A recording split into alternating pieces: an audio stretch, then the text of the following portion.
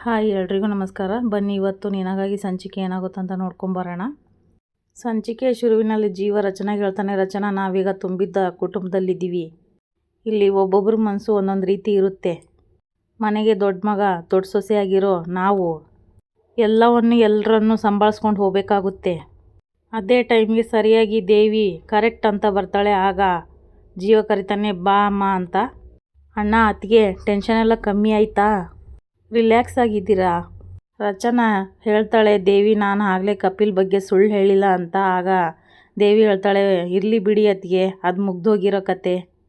ಮನೆ ಅಂದಮೇಲೆ ಸಣ್ಣ ಪುಟ್ಟ ಮಿಸ್ಅಂಡರ್ಸ್ಟ್ಯಾಂಡಿಂಗ್ ಬರುತ್ತೆ ಹೋಗುತ್ತೆ, ಅದಕ್ಕೆಲ್ಲ ತಲೆ ಕೆಡಿಸ್ಕೊಳ್ದೆ ನಗ್ತಾ ಇರಬೇಕು. ನಾನು ಹೇಳೋದು ನಿಮಗೆ ಅರ್ಥ ಆಗ್ತಿದೆ ಅನಿಸ್ತಿದೆ. ಈಗ ನಾವು ಚಿಂತೆ ಮಾಡಬೇಕಾಗಿರೋದು ನಮ್ಮ ಅಮ್ಮನ ಬಗ್ಗೆನೋ ಭಾಮಿನ ಚಿಕ್ಕಮ್ಮನ ಬಗ್ಗೆನೋ ಅಥವಾ ರಾಣ ಕಪಿಲ್ ಬಗ್ಗೆನೋ ಅಲ್ಲ, ಪದ್ಮಜ ದೊಡ್ಡಮ್ಮನ ಬಗ್ಗೆ.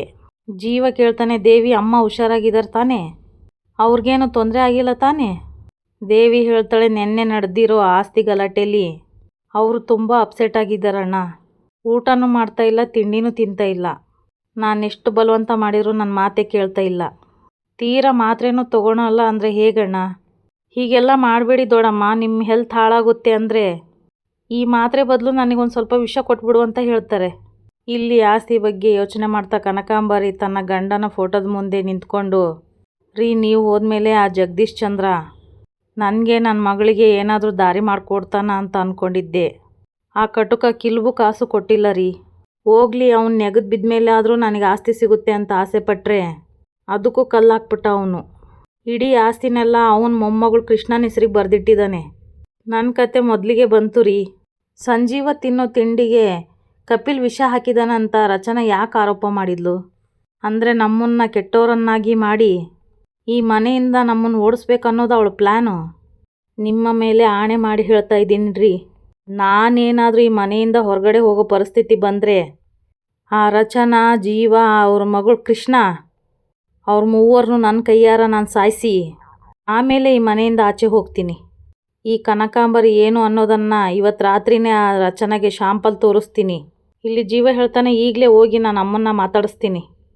ನಮ್ಗೆ ಯಾವ ಆಸ್ತಿನೂ ಬೇಡ, ನಾವು ಈಗಲೇ ಮನೆ ಬಿಟ್ಟು ಹೋಗ್ತೀವಿ ಅಂತ ಹೇಳ್ತೀನಿ. ರಚನಾ ಹೇಳ್ತಾಳೆ, ಜೀವ ಯಾಕೆ ಮಾತಿಗೂ ಮನೆ ಬಿಟ್ಟು ಹೋಗ್ತೀನಿ ಅಂತ ಹೇಳ್ತೀರಿ? ಜೀವ ಹೇಳ್ತಾನೆ, ದೇವಿ ಹೇಳ್ತಿದ್ದಾಳಲ್ವ ಅಮ್ಮ ಊಟ ಮಾಡ್ತಾ ಇಲ್ಲ, ಮಾತ್ರೆ ತೊಗೊತಾ ಇಲ್ಲ ಅಂತ. ಅವ್ರಿಗೇನಾದರೂ ಹೆಚ್ಚು ಕಮ್ಮಿ ಆದರೆ ಜವಾಬ್ದಾರಿ ಯಾರು? ನಾವು ತಾನೇ. ನಾವಿಲ್ಲಿಗೆ ಬಂದಿದ್ದೆ ಅಮ್ಮನ್ನ ಚೆನ್ನಾಗಿ ನೋಡ್ಕೋಬೇಕು ಅಂತ. ನಮ್ಮಿಂದಲೇ ಅವರಿಗೆ ತೊಂದರೆ ಆಗೋದನ್ನೋದಾದರೆ ನಾವಿಲ್ಲಿ ಯಾಕಿರಬೇಕು? ದೇವಿ ಕೇಳ್ತಾಳೆ, ಅಣ್ಣ ನೀನು ಮನೆ ಬಿಟ್ಟು ಹೋಗ್ಬಿಟ್ರೆ ಎಲ್ಲ ಸರಿ ಹೋಗ್ಬಿಡುತ್ತೆ ಅಂತನಾ? ಯುದ್ಧಕ್ಕೆ ಅಂತ ಇಳಿದ್ಮೇಲೆ ಸೋಲೋ ಗೆಲುವೋ ಅದು ನೋಡ್ಕೊಂಬಿಡ್ಬೇಕಷ್ಟೇ. ಅದು ಬಿಟ್ಟು ಈಗ ಹೇಳಿ ಥರ ಮನೆ ಬಿಟ್ಟು ಹೋಗ್ತೀನಿ ಅಂತ ಹೇಳೋದಲ್ಲ. ಇಲ್ಲಿ ರಾಣ ಆಸ್ತಿ ಬಗ್ಗೆ ಯೋಚನೆ ಮಾಡ್ತಾ ಕುಡಿತಾ ಕುತ್ಕೊಂಡಿರ್ತಾನೆ. ರಾಣನಿಗೆ ರಚನಾ ಭ್ರಮೆಯಾಗಿ ಬರ್ತಾಳೆ, ಜೋರಾಗಿ ನಗ್ತಾ ಇರ್ತಾಳೆ. ಏ ರಾಣ, ಈ ಆಸ್ತಿಯೆಲ್ಲ ನಮ್ಮದು, ನಿನಗೆ 1 ರೂಪಾಯಿನೂ ಕೊಡಲ್ಲ ಕಣೋ.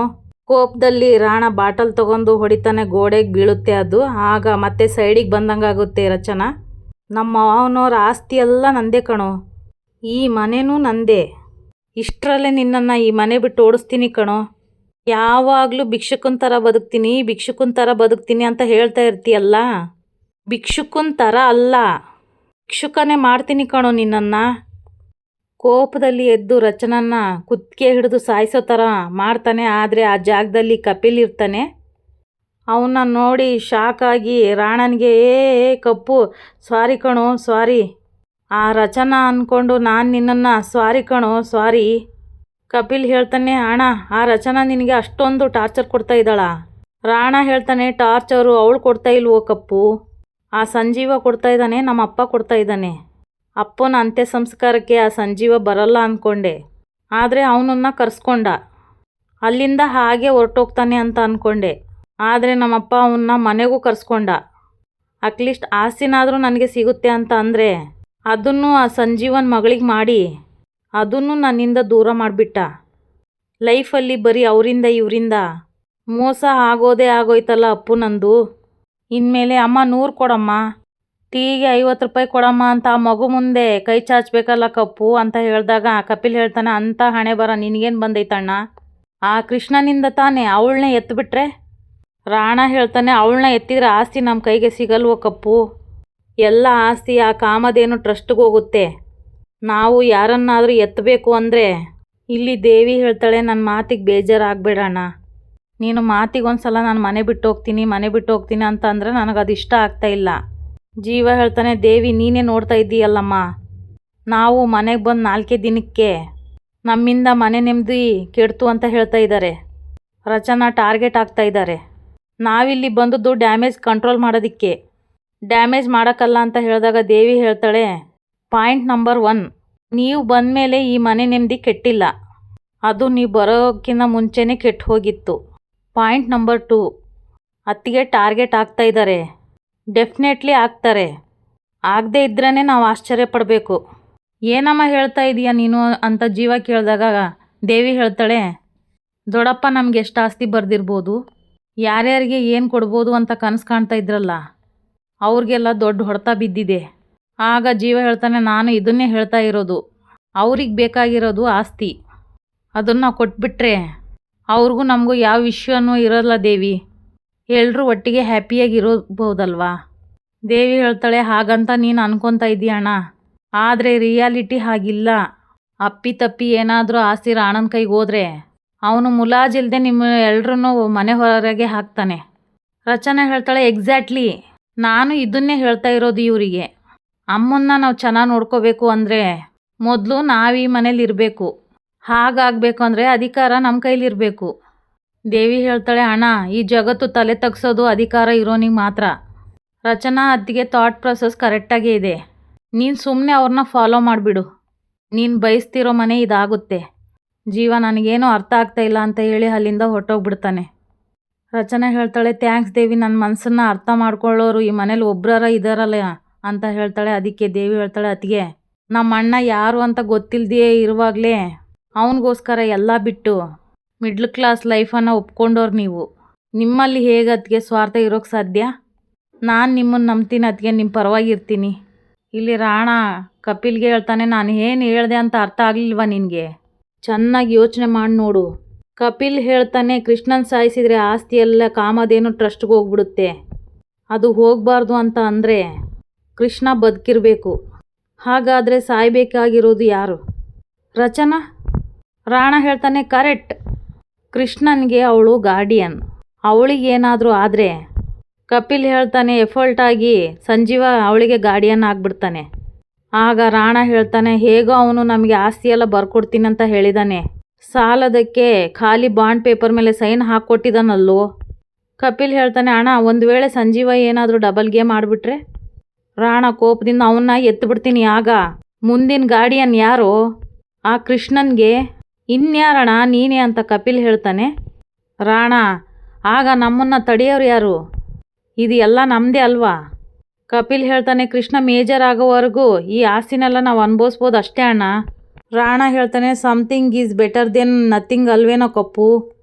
ಆ ಕೃಷ್ಣನ ನಾವು ಈಗಲಿಂದನೇ ಟೆರರಿಸ್ ಮಾಡೋಣ.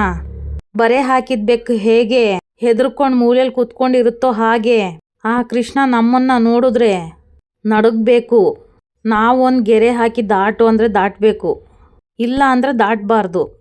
ಆ ರೇಂಜಿಗೆ ಅವಳನ್ನ ನಾವೇನಾದರೂ ಕಂಟ್ರೋಲಲ್ಲಿ ಇಟ್ಕೊಂಡ್ರೆ ಮುಂದಕ್ಕೆ, ದಟ್ ಮೀನ್ಸ್ ಅವಳು ಮೇಜರ್ ಆಗಿದ ತಕ್ಷಣವೇ ಅವಳನ್ನ ಎದುರಿಸಿ ಆಸ್ತಿನೆಲ್ಲ ನಮ್ಮ ಹೆಸ್ರಿಗೆ ಬರ್ಸ್ಕೊಂಡು ನಾವೇ ನಡೆಸ್ತಿರೋ ಅನಾಥಾಶ್ರಮಕ್ಕೆ ಅವಳನ್ನ ಓಡಿಸ್ಬಿಡೋಣ. ಕಪಿಲ್ ಹೇಳ್ತಾನೆ, ಸೂಪರ್ ಅಣ್ಣ, ಸಖತ್ ಪ್ಲಾನ್ ಇದು. ಕಪಿಲ್ ಹೇಳ್ತಾನೆ, ಅದಾದಮೇಲೆ ಫಸ್ಟು ವಿಕೆಟು ಆ ರಚನಾ ಮೇಲೆ ಹೋಗಬೇಕು. ಇವತ್ತು ರಾತ್ರಿನೇ ಮುಹೂರ್ತ ಇಡ್ತೀನಿ ಅವಳಿಗೆ. ಇಲ್ಲಿ ಕೃಷ್ಣ ಒಬ್ಬಳೇ ಯೋಚನೆ ಮಾಡ್ಕೊಂಡು ಕುಂತಿರ್ತಾಳೆ. ಆಗ ರಚನಾ ಬಂದು, ಏನು ಮೇಡಮ್ ಅವರು ಡೀಪಾಗಿ ಥಿಂಕ್ ಮಾಡ್ತಾ ಇದ್ದಾರೆ? ಕೃಷ್ಣ ಕೇಳ್ತಾಳೆ, ಅಮ್ಮ ನನಗೊಂದು ಡೌಟು. ರಚನಾ ಏನು ಅಂತ ಕೇಳಿದಾಗ ಕೃಷ್ಣ ಹೇಳ್ತಾಳೆ, ತಾತ ಯಾಕೆ ಎಲ್ಲ ಆಸ್ತಿನೂ ನನ್ನ ಹೆಸರಿಗೆ ಬರೆದಿದ್ದಾರೆ? ಆಗ ರಚನಾ ಹೇಳ್ತಾಳೆ, ಯಾಕೆ ಅಂದರೆ ನನ್ನ ಕಂದ ಅಂದರೆ ತಾತನಿಗೆ ತುಂಬ ಇಷ್ಟ. ಕೃಷ್ಣ ಹೇಳ್ತಾಳೆ, ಹಾಗಿದ್ದರೆ ಈ ಮನೆಯವ್ರ ಮೇಲೆ ತಾತನಿಗೆ ಇಷ್ಟ ಇರಲಿಲ್ವಾ? ನಾವು ಬೇಡ ಅಂದರೆ ಅವರೆಲ್ಲರೂ ಮನೆ ಬಿಟ್ಟು ಹೋಗಬೇಕಾ? ರಚನಾ ಹೇಳ್ತಾಳೆ, ಛೇ ಹಾಗ್ಯಾಕೆ ಅಂತೀಯ ಕಂದಮ್ಮ, ಅವ್ರು ಯಾಕೆ ಮನೆ ಬಿಟ್ಟು ಹೋಗಬೇಕು? ಇಷ್ಟಕ್ಕೂ ಅವರೆಲ್ಲ ಯಾರು? ನಮ್ಮವ್ರು ತಾನೇ, ನಾವಿಲ್ಲಿಗೆ ಯಾಕೆ ಬಂದಿದ್ದೀವಿ? ಕೃಷ್ಣ ಹೇಳ್ತಾಳೆ, ಎಲ್ಲರ ಜೊತೆ ಹ್ಯಾಪಿಯಾಗಿರೋದಕ್ಕೆ. ಆಗ ರಚನೆ ಹೇಳ್ತಾಳೆ, ಮತ್ತೆ ಅವರೆಲ್ಲ ಇಲ್ಲ ಅಂದರೆ ನಾವೆಲ್ಲ ಹ್ಯಾಪಿಯಾಗಿರೋದಕ್ಕೆ ಆಗುತ್ತಾ? ಅವರೆಲ್ಲ ಎಲ್ಲೂ ಹೋಗಲ್ಲ, ಅವರೆಲ್ಲ ನಮ್ಮ ಜೊತೆನೇ ಇರ್ತಾರೆ. ನಾವೆಲ್ಲ ಒಟ್ಟಿಗೆ ಒಗ್ಗಟ್ಟಾಗಿ ಸಂತೋಷವಾಗಿ ಇರ್ತೀವಿ. ಮತ್ತು ಕೃಷ್ಣ ಕೇಳ್ತಾಳೆ, ಬೇಬಿ ಯಾಕೆ ಮನೆ ಬಿಟ್ಟು ಹೋಗೋಣ ಅಂತ ಅಂತಾರೆ. ಇಲ್ಲ ಕಂದಮ್ಮ, ಬೇಬಿ ಏನೋ ಬೇಜಾರಾಗಿರ್ತಾರೆ, ಅದಕ್ಕೆ ಹಾಗೆ ಹೇಳಿರ್ತಾರೆ. ನೀನು ಅದಕ್ಕೆಲ್ಲ ಟೆನ್ಷನ್ ಮಾಡ್ಕೋಬೇಡ. ನಾನು ನಿನಗೊಂದು ಪ್ರಶ್ನೆ ಕೇಳ್ತೀನಿ, ಆನ್ಸರ್ ಮಾಡ್ತೀಯಾ ಅಂತ ರಚನೆ ಕೇಳಿದಾಗ ಕೃಷ್ಣ ಹಾಂ ಹೇಳಮ್ಮ ಅಂತ ಕೇಳ್ತಾಳೆ. ಬೈ ಚಾನ್ಸ್ ಬೇಬಿ ನಿನ್ನ ಹತ್ರ ಬಂದು ನಾವಿಲ್ಲಿರೋದು ಬೇಡ, ಹಳೆ ಮನೆಗೆ ಹೋಗೋಣ ಅಂತ ಅಂದರೆ ನೀನು ಅವ್ರ ಹತ್ರ ಏನಂತೀಯ? ಕೃಷ್ಣ ಹೇಳ್ತಾಳೆ, ಓಕೆ ಬೇಬಿ ಹೋಗೋಣ ಅಂತೀನಿ. ಬೇಬಿ ಎಲ್ಲಿರ್ತಾರೋ ನಾನು ಅಲ್ಲಿರ್ತೀನಿ, ನಾನು ಅವ್ರನ್ನ ಬಿಟ್ಟು ಎಲ್ಲೂ ಇರಲ್ಲ. ರಚನಾ ಕೇಳ್ತಾಳೆ, ಹಾಗಿದ್ರೆ ಪದ್ಮಜ ಅಜ್ಜಿ ಬಗ್ಗೆ ನಿನಗೆ ಕೇರ್ ಇಲ್ವಾ ಪುಟ್ಟ? ಅಜ್ಜಿಗೆ ಹುಷಾರಿಲ್ಲ, ಅವ್ರನ್ನ ಸರಿ ಮಾಡಬೇಕು, ಚೆನ್ನಾಗಿ ನೋಡ್ಕೋಬೇಕು ಅಂತ ತಾತ ಹೇಳೋಗಿದ್ದಾರೆ ತಾನೇ. ನಾವು ಅದನ್ನು ಮಾಡಬೇಕಲ್ವಾ? ಇಲ್ಲ ಅಂದರೆ ತಾತನಿಗೆ ದುಃಖ ಆಗಲ್ವಾ? ಕೃಷ್ಣ ಹೇಳ್ತಾಳೆ, ಆಗುತ್ತೆ ಅಂತ. ಆಗ ರಚನೆ ಹೇಳ್ತಾಳೆ, ಆಗಬಾರ್ದು ಅಂದರೆ ನಾವು ಈ ಮನೆಯಲ್ಲೇ ಇರಬೇಕು, ಈ ಮನೆಯವ್ರ ಜೊತೆ ಅಡ್ಜಸ್ಟ್ ಆಗಬೇಕು. ಕೃಷ್ಣ ಹೇಳ್ತಾಳೆ, ಅವರು ನಿನ್ನನ್ನು ನೋಡಿದ್ರೆ ಕೋಪ ಮಾಡ್ಕೊಳ್ತಾರಲ್ವಾ, ಬೈತಾರಲ್ಲ. ರಚನೆ ಹೇಳ್ತಾಳೆ, ಅಮ್ಮ ಅದನ್ನೆಲ್ಲ ನೋಡ್ಕೊತೀನಿ, ಎಲ್ಲನೂ ಸರಿ ಮಾಡ್ತೀನಿ, ನಿನಗೆ ನನ್ನ ಮೇಲೆ ನಂಬಿಕೆ ಇದೆ ತಾನೇ? ಕೃಷ್ಣ ಇದೆ ಅಂತ ಹೇಳಿದ್ಮೇಲೆ ರಚನೆ ಹೇಳ್ತಾಳೆ, ಹಾಗಿದ್ಮೇಲೆ ನಾಳೆ ದಿನ ಬೇಬಿ ಏನಾದರೂ ಬಂದು ನಾವಿಲ್ಲಿರೋದು ಬೇಡ ವಾಪಸ್ ಹೋಗ್ಬಿಡೋಣ ಅಂದರೆ, ಇಲ್ಲ ನಾವಿಲ್ಲೇ ಇರೋಣ, ಹೋಗೋದು ಬೇಡ ಬೇಬಿ ಅಂತ ಹೇಳ್ಬೇಕು ನೀನು, ಓಕೆ? ಅದೇ ಟೈಮ್ಗೆ ಬಾಲ ಬಂದು, ಕೃಷ್ಣ ಅಮ್ಮ ಹೇಳಿದ್ದನ್ನು ಮರಿಬಾರ್ದು, ಓಕೆ? ನೀನು ಅಮ್ಮನಿಗೆ ಸಪೋರ್ಟ್ ಮಾಡಬೇಕಾಯ್ತಾ? ಬಾಲ ಹೇಳ್ತಾನೆ, ರಚನಾ ನೀವು ಅಂದ್ಕೊಂಡಿರೋ ಕೆಲಸ ಅಷ್ಟು ಸುಲಭದಲ್ಲ, ಈ ಮನೆಯವರಿದಾರಲ್ಲ ನಿಮ್ಮನ್ನು ಆಟ ಆಡಿಸ್ಬಿಡ್ತಾರೆ. ರಚನಾ ಹೇಳ್ತಾಳೆ, ಅವರು ಏನಾದರೂ ಆಟ ಆಡಲಿ ಬಾಲ, ಅವ್ರನ್ನ ಒಂದು ಕಡೆ ಕಟ್ಟಾಕಿ ಒಗ್ಗಟ್ಟಾಗೆ ಇಟ್ಟಿರ್ತೀನಿ, ಆಚೆ ಈಚೆ ಕದಲೋದಕ್ಕೆ ಬಿಡೋದಿಲ್ಲ ನಾನು. ಆಲ್ ದ ಬೆಸ್ಟ್ ಅಂತ ಬಾಲ ಹೇಳ್ತಾನೆ. ಇಲ್ಲಿ ಜೀವ ಜಗದೀಶ್ ಚಂದ್ರ ಅವ್ರ ಫೋಟೋದ ಮೇಲೆ ನಿಂತ್ಕೊಂಡು, ಅಪ್ಪ ನಿಮ್ಮ ಉದ್ದೇಶ ಏನು ಅಂತಲೇ ಅರ್ಥ ಆಗ್ತಾಯಿಲ್ಲ, ಅಮ್ಮ ಕಷ್ಟದಲ್ಲಿದ್ದಾರೆ, ಬಂದು ಕಾಪಾಡು, ಈ ಕುಟುಂಬನ ಬಂದು ಉಳಿಸು ಅಂದ್ರಿ. ಆ ಮಾತನ್ನು ನಂಬ್ಕೊಂಡು ನಾವಿಲ್ಲಿಗೆ ಬಂದರೆ ಇಡೀ ಆಸ್ತಿನ ಕೃಷ್ಣನ ಹೆಸ್ರಿಗೆ ಬರೆದಿಟ್ಟು ನನ್ನ ಕುಟುಂಬನ ಈಗ ಅಪಾಯಕ್ಕೆ ತಳ್ಳಿದ್ದೀರಾ. ನಿಮಗೆ ನಮ್ಮ ಮೇಲಿರೋ ಅತಿಯಾದ ಪ್ರೀತಿನೇ ನಮ್ಮ ಪಾಲಿಗೆ ಇವಾಗ ಮುಳುವಾಗ್ತಿದೆ. ಬೇಡ ಅಂತ ಬಿಟ್ಟು ಹೋಗೋಕ್ಕೂ ಆಗ್ತಾಯಿಲ್ಲ, ಸಹಿಸ್ಕೊಂಡು ಸುಮ್ಮನೆ ಇರೋಕ್ಕೂ ಆಗ್ತಾಯಿಲ್ಲ. ಅಡ್ಡ ಕತ್ರಿಲಿ ಸಿಗಾಕೊಂಡಂಗಾಗಿದೆ ನನ್ನ ಪರಿಸ್ಥಿತಿ. ಏನು ಮಾಡಲಿ ಇವಾಗ ನಾನು? ಅಲ್ಲಿಗೆ ಬಾಲ ಬಂದು ಬಾಲ ಹೇಳ್ತಾನೆ, ಅಪ್ಪನ ಮೇಲೆ ಬೇಜಾರು ಮಾಡ್ಕೊಳ್ತಾ ಇದೀಯಾ? ಜೀವ ಹೇಳ್ತಾನೆ, ಇಲ್ಲ ಕಣೋ, ನನ್ನ ಮನಸ್ಸಿನ ಕಷ್ಟನ ಅವ್ರ ಹತ್ರ ಹೇಳ್ಕೊತಾ ಇದ್ದೆ. ಬಾಲ ಕೇಳ್ತಾನೆ, ಅಂಥ ಕಷ್ಟ ಏನಾಗಿದೆ ಇವಾಗ? ನಿನಗೋಸ್ಕರ ಇಡೀ ಪ್ರಪಂಚದ ಜೊತೆ ಯುದ್ಧ ಮಾಡ್ತಾ ಇದ್ದಾರೆ ಅವರು. 8 ವರ್ಷದಿಂದ ನೀನು ಅವರಿಂದ ದೂರ ಇದ್ದರೂ ಅವರಿಗೆ ಒಂಚೂರು ಪ್ರೀತಿ ಕಮ್ಮಿಯಾಗಿಲ್ಲ. ಯಾರು ಊಹೆ ಮಾಡ್ಕೊಳ್ದಿರೋ ರೀತಿ ನಿನ್ನಿಂದ ಅಂತ್ಯ ಸಂಸ್ಕಾರನ ಮಾಡಿಸ್ಕೊಂಡ್ರು. ಶ್ರಾದ್ದದ ಹಕ್ಕನ್ನ ನಿನ್ನ ಕೈಯಿಂದ ಆ ರಾಣ ಕಿತ್ಕೊಂಡಾಗ ಮ್ಯಾಜಿಕ್ ಮಾಡಿ ನಿನ್ನ ಕೈಯಿಂದಲೇ ಶ್ರಾದ್ದ ಮಾಡಿಸ್ಕೊಂಡ್ರು. ಈಗ ವಿಲ್ ರೂಪದಲ್ಲಿ ಮತ್ತೊಂದು ಮಾಸ್ಟರ್ ಸ್ಟ್ರೋಕ್. ಯಾರಾದರೂ ಕನಸಲ್ಲಾದರೂ ನೆನೆಸ್ಕೊಂಡಿದ್ರಾ ಕೃಷ್ಣನ ಹೆಸರಿಗೆ ಎಲ್ಲ ಆಸ್ತಿ ಬರುತ್ತೆ ಅಂತ? ಜೀವ ಹೇಳ್ತಾನೆ, ಅದೇ ಕಾಣೋ ಪ್ರಾಬ್ಲಮ್ ಆಗ್ತಾ ಇರೋದು ಇವಾಗ. ಬಾಲ ಹೇಳ್ತಾನೆ, ಆ ಪ್ರಾಬ್ಲಮಲ್ಲೇ ಒಂದು ಸೊಲ್ಯೂಷನ್ ಇಟ್ಟಿದ್ದಾರೆ ಅನ್ನಿಸ್ತಾ ಇದೆ ನನಗೆ. ಈಗ ನೋಡು, ಕಟ್ಟಿಗೆಗಳನ್ನು ಬಿಡಿ ಬಿಡಿಯಾಗಿ ಹಾಕಿಬಿಟ್ರೆ ಅದು ಒಂದೊಂದು ಕಡೆಗೆ ಚದುರೋಗ್ಬಿಡುತ್ತೆ. ಅದೇ ಎಲ್ಲ ಕಟ್ಟಿಗೆನೂ ಒಟ್ಟಿಗೆ ಸೇರಿಸಿ ಒಂದು ಹಗ್ಗದಲ್ಲಿ ಬಿಗಿಯಾಗಿ ಕಟ್ಬಿಟ್ರೆ ಎಂಥ ಬಿರುಗಾಳಿ ಬಂದ್ರೂ ಅದನ್ನು ಏನೂ ಮಾಡೋಕ್ಕಾಗಲ್ಲ. ಈ ವಿಲ್ ಅನ್ನೋದು ಇಡೀ ಕುಟುಂಬನ ಒಟ್ಟಿಗೆ ಇರೋದಕ್ಕೆ ಮಾಡಿರೋ ಹಗ್ಗ ಅಂತ ನಾನು ಅಂದ್ಕೊಂಡಿದ್ದೀನಿ. ರಚನಾನೂ ಅಂದ್ಕೊಂಡಿದ್ದಾಳೆ, ನೀನು ಅನ್ಕೋ, ಎಲ್ಲ ಒಳ್ಳೆಯದೇ ಆಗುತ್ತೆ ಕಣೋ. ಜೀವ ಹೇಳ್ತಾನೆ, ನೀನು ಹೇಳೋದನ್ನು ಕೇಳೋದಕ್ಕೆ ಚೆನ್ನಾಗಿದೆ, ಆದರೆ ವಾಸ್ತವ ಬೇರೆಯೇ ಇದೆ ಕಣೋ. ನಾನು ರಾಣನಿಗೆ ಮೋಸ ಮಾಡಿದ್ದೀನಿ ಅಂದ್ಕೊಂಡು ಅಮ್ಮ ಊಟ ತಿಂಡಿ ಬಿಟ್ಟಿದ್ದಾರೆ, ಮಾತ್ರೇನೂ ತಗೋತಾ ಇಲ್ವಂತೆ. ಕೇಳಿ ಸಂಕಟ ಆಗೋಯ್ತು ನನಗೆ. ಅಲ್ಲ ಕಣೋ, ನಾನಿಲ್ಲಿಗೆ ಬರೋದಕ್ಕೆ ಕಾರಣನೇ ಅಮ್ಮ. ಅವರಿಗೆ ನನ್ನಿಂದ ಏನಾದರೂ ಆಗಿಬಿಟ್ರೆ ಅಂತ ಭಯ ಕಾಡ್ತಾ ಇದೆ. ನಾನು ಈಗಲೇ ಹೋಗಿ ಅವ್ರನ್ನ ನೋಡ್ಕೊಂಬರ್ತೀನಿ. ಬಾಲ ಹೇಳ್ತಾನೆ, ಲೋ ಬೇಡ ಕಣೋ, ಅವರು ಈಗಿರೋ ಮನಸ್ಥಿತಿಲಿ ನಿನ್ನನ್ನೇನಾದರೂ ನೋಡಿಬಿಟ್ರೆ ಅಂತ ಬಾಲ ಹೇಳಿದಾಗ ಜೀವ ಹೇಳ್ತಾನೆ, 1-2 ಏಟು ಹೊಡಿಲಿ, ನನ್ನ ಮತ್ತೆ ಅವ್ರ ಮಧ್ಯೆ ಇರುವ ಆ ಗೋಡೆನ ಕೆಡವಲೇಬೇಕು, ಆಗಲೇ ಮುಂದಿನ ಹೆಜ್ಜೆ ಇಡೋಕ್ಕಾಗೋದು. ಇಲ್ಲಿ ಪದ್ಮಜ ಬಾಗ್ಲತ್ರ ಬಂದು ಜೀವ ಅಮ್ಮ ನಾನು ಅಂತ ಹೇಳಿದಾಗ ಪದ್ಮಜ ಹೇಳ್ತಾಳೆ, ನೀನು ಯಾಕೋ ಬಂದೆ ಇಲ್ಲಿಗೆ ಅಮ್ಮ ಅಂತ. ಮತ್ತೆ ಜೀವ ಕರೆದಾಗ ಹಾಗಂತ ಕರಿಬೇಡ ನೀನು, ನಿನ್ನಂಥ ದುಷ್ಟ ಮಗನಿಗೆ ಯಾಕಾದರೂ ಜನ್ಮ ಕೊಟ್ಟನೋ ಅಂತ ಪಶ್ಚಾತ್ತಾಪ ಪಡ್ತಾ ಇದ್ದೀನಿ ಈಗ. ಆ ದೇವಿ ಮಾತನ್ನು ನಾನು ಕೇಳಬಾರ್ದಾಗಿತ್ತು, ನೀನು ಈ ಮನೆ ಬರೋದಕ್ಕೆ ನಾನು ಒಪ್ಕೋಬಾರ್ದಾಗಿತ್ತು. ನೀನು ಇಲ್ಲದೆ ಇದ್ದಾಗ ನಾನು ನೆಮ್ಮದಿಯಾಗಿದ್ದೆ.